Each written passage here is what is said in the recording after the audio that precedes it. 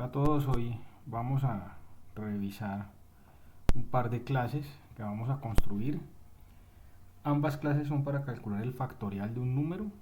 El factorial de un número, pues recuerden que es el producto de la serie consecutiva de números que van desde 1 hasta ese número que queremos calcular, el factorial. En la primera clase que vamos a construir, vamos a hacer la implementación del cálculo del factorial por medio de recursividad. La recursividad es la propiedad que tienen los métodos en Java de invocarse a sí mismos, que es este primer ejemplo que está aquí, que es la clase factorial recursivo. Como pueden ver, la clase factorial recursivo consta de un solo método, ¿cierto? Es un método que devuelve un tipo de dato long y que exige como parámetro un tipo de dato long, que es el factorial que queremos calcular. Entonces, ¿cómo funciona? Cuando invoquemos este método de esta clase, si le decimos que queremos calcular el factorial del número 5, él lo que va a hacer es hacer primero una validación si 5 es menor o igual que 1.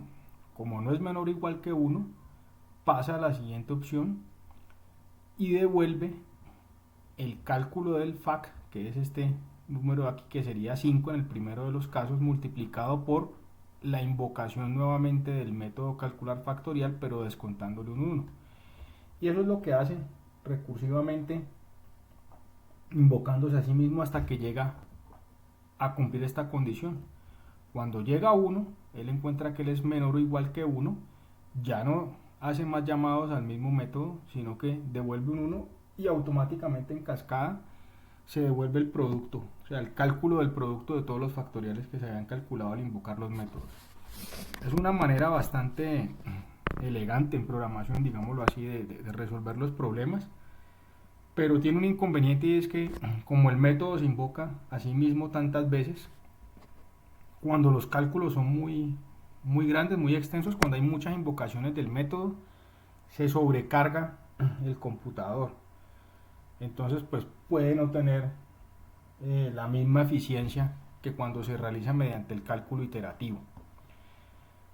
Ya de otro lado, el cálculo de un factorial de manera iterativa, pues lo realizamos con esta clase que es factorial iterativo.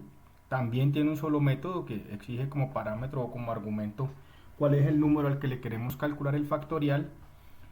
Y aquí tiene un ciclo, ¿cierto? Un bucle con un while, que es que hasta que el factorial sea mayor o igual que 1, pues calcule el factorial que empieza en 1 como el producto de ese parámetro que pasó multiplicado por el mismo factorial. Y empieza un proceso de irlo decrementando, de 5 a 4, de 4 a 3, de 3 a 2 y de 2 a 1, pues en el caso que quisiéramos calcular el factorial de 5. Y por último retorna el factorial.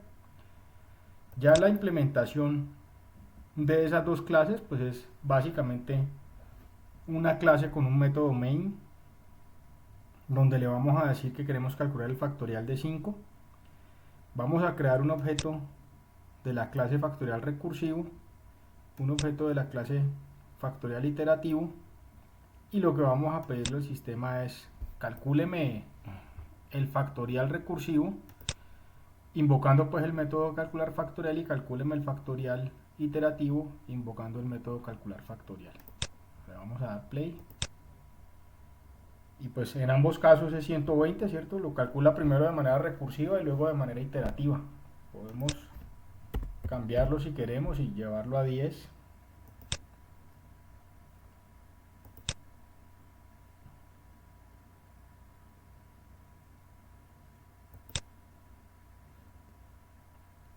Y en este caso no. Lo va a guardar. Le damos play nuevamente y ahí está. Son 3.628.800. ¿Qué inconveniente tiene pues este cálculo de recursividad? Que al igual que como nos pasó en la clase anterior, en la del método de Fibonacci, si pedimos un cálculo muy grande va a desbordar la capacidad del tipo de dato long, que es este de acá. Entonces, si queremos hacer cálculos muy grandes de factoriales, de cálculos de factoriales, pues necesitamos hacer la implementación, pero no con un tipo de dato long, sino con un big decimal, como lo hicimos en el caso de la clase de Fibonacci. Bueno, eso es todo. Muchas gracias.